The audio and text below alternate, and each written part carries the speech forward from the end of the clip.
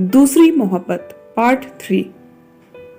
दोस्तों, वीडियो में आगे बढ़े इससे पहले आप सबसे रिक्वेस्ट है, अगर आप चैनल पर नए हैं तो प्लीज ढेर सारी कहानियों को सुनने के लिए चैनल को सब्सक्राइब जरूर कर लीजिएगा। तो चलिए बढ़ते हैं वीडियो में आगे और जानते हैं आगे की कहानी। रात का समय है। नरेंद्र इधर उधर देखता है। क्या करूं? ओह, वो रही। इसकी इस समय सबसे ज्यादा जरूरत थी। एक मोटी लंबी रस्सी, जिसे देखकर नरेंद्र की आंखों में चमक आ गई। अब तो आओ देखा न ताओ। तुरंत नरेंद्र रस्सी को उठाकर दबे पांव कमरे की खिड़की से रस्सी को लटकाता है। अचानक से मीरा के पिताजी करवट बदलते हैं। नरेंद्र तुरंत दीवार के पीछे छिप जाता है। जैसे तैसे करके डरते डराते रस्सी की मदद से वह खिड़की से नीचे आ ही जाता है। उसके पास कोई सामान नहीं होता, इसलिए जल्दी ही भागते भागते वह बस स्टॉप पर पहुंचता है। बस स्टॉप पर पहुंचने पर उसके मन में कई विचार एक साथ आते हैं। जैसे अगर वह भागता नहीं तो उसकी शादी मीरा से हो जाती। एक लड़की जिसकी जान बचाने में तो कामयाब हो गया, लेकिन मीरा ने तो अपने पिताजी के डर से ही शादी के लिए हाँ की है। वह मन से इस शादी के लिए तैयार नहीं है। तो मैं ऐसा कैसे कर सकता हूँ? किसी की मजबूरी का कैसे फायदा उठाऊं? मीरा को बिना बताए मैं भाग तो आया हूँ, पता नहीं सही है या गलत। अब मीरा के साथ क्या होगा? क्या वह अपने पहले प्यार को भुला पाएगी? उसके घर वाले उसकी इच्छा को जान भी पाएंगे या नहीं? या फिर वह दोबारा सुसाइड करने की कोशिश करेगी? अपने मन में आए प्रश्नों के बारे में नरेंद्र सोच ही रहा था कि अचानक से रात के अंधेरे में एक हाथ उसके कंधे पर आता है। नरेंद्र बेटा, क्या हुआ? नींद नहीं आ रही थी क्या? मीरा के पिताजी नरेंद्र से पूछते हैं। नहीं नहीं अंकल, ऐसा नहीं है।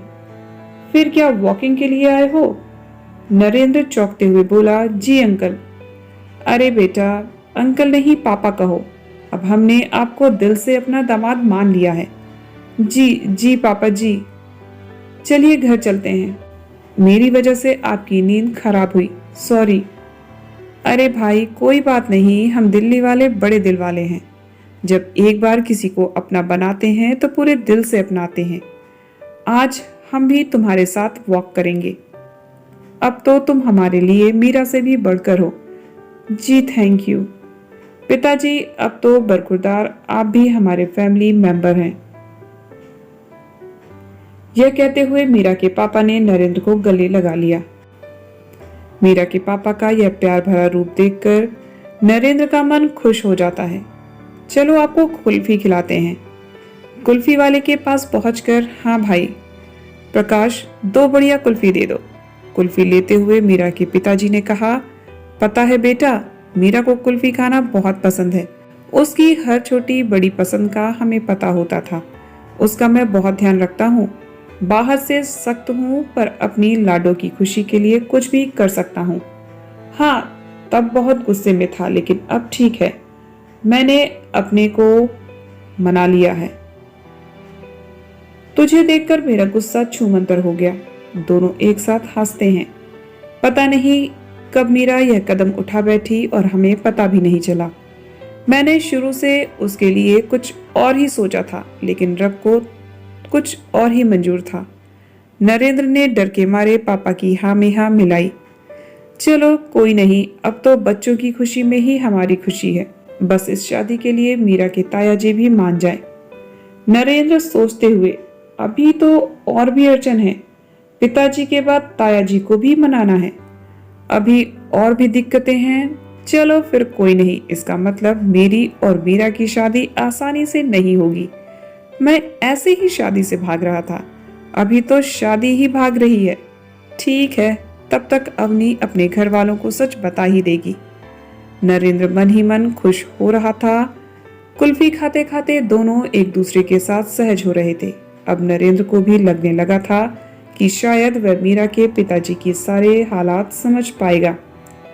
नरेंद्र, मेरे भाई साहब मीरा के ताया जी कनाडा में रहते हैं। बचपन से उन्होंने मीरा के लिए अलग अलग सपने देखे थे। मीरा उनकी लाडली है। उन्होंने कनाडा में अपने दोस्त से मीरा के रिश्ते की बात चला रखी है। नरेंद्र पिताजी की ओर देखते हुए कुछ बोलने वाला होता है, तभी पिताजी, ओए चिंता न कर, मैं समझाऊंगा उनको। बस तुझे विश्वास दिलाना है कि तू ही चंगा मुंडा है। तुम मीरा से सच्चा प्यार तो करते हो ना? खुश रखोगे ना मेरी लाडो को? कहते हुए उनका गला भर सा आता है। पिताजी, आप अपनी बेटी पर भरोसा रखिए। ओए, अब तो मीरा और तुझ पर दोनों पर भरोसा है। तेरे से अच्छा जीवन साथी उसे नहीं मिलेगा। अब हमें भी अपनी मीरा की पसंद भाने लगी है। नरेंद्र जी कुछ सकचाते हुए, क्या नरेंद्र मीरा के पिताजी के साथ साथ उसके ताया जी का भरोसा भी जीत पाएगा?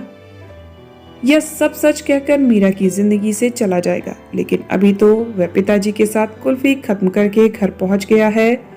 इस समय पिताजी की हाँ में हाँ कहने के सिवाय उसे कुछ नहीं सूझ रहा था। इधर घर पर मीरा का क्या हाल है? मीरा घर में नरेंद्र और पापा को कमरे में ना पाकर बहुत बेचैन हो उठती है। इधर से उधर घूमे जा रही है। मन में कैसे कैसे ख्याल आ रहे हैं। कहीं पापा जी को सब सच तो पता नहीं चल गया होगा? यदि नरेंद्र चला गया होगा, वह सबको क्या कहेगी? क्या पता नरेंद्र ने ही सब कुछ बता दिया हो। लेकिन अब मीरा ने पूरी हिम्मत जुटाकर सोच लिया था कि वह अपने घर वालों को सब सच बता देगी। झूठी आस में अपने घर वालों को नहीं रहने देगी। विश्वास दोबारा नहीं तोड़ेगी। वह अपनी माँ के पास दौड़ी दौड़ी आती है। माँ, ओ माँ, उठो ना, कुछ बताना है। क्या मीरा, नींद आ रही है? कल बात करियो, सो जा, मुझे भी सोने दे। नहीं माँ, मुझे अभी बात करनी है। माँ आंख मलते हुए, हाँ बोल, रात में ही क्या आफत आ गई? माँ, नरेंद्र कमरे में नहीं है, पिताजी भी नहीं है। माँ, वो कहाँ गए हैं अब रात में? देख ले, बाहर बालकनी में होंगे। नहीं है, देख लिया सब जगह। अरे तो क्या आसपास घूमने गए होंगे, फोन कर ले। माँ, पिताजी फोन घर पर ही छोड़ गए हैं। तो नरेंद्र को कर ले फोन, मेरे पास उसका नंबर नहीं है। क्या? तेरे पास उसका फोन नंबर नहीं है? क्या कह रही है? माँ की गोद में सिर रखते हुए मीरा रोने लगी। मीरा माँ को सच बताने की हिम्मत जुटाती है, लेकिन क्या मीरा अपनी माँ को सब सच बता पाएगी? तो दोस्तों, आपको ये कहानी कैसी लगी कमेंट करके जरूर बताइएगा। इसी तरह की ढेर सारी कहानियों को सुनने के लिए चैनल को सब्सक्राइब जरूर कर लीजिएगा। कहानी में आगे क्या होने वाला है ये जानने के लिए चैनल को सब्सक्राइब और वीडियो को लाइक जरूर कर लीजिएगा। तो मिलते हैं नेक्स्ट वीडियो में आगे की कहानी के साथ। Till then, bye bye, take care.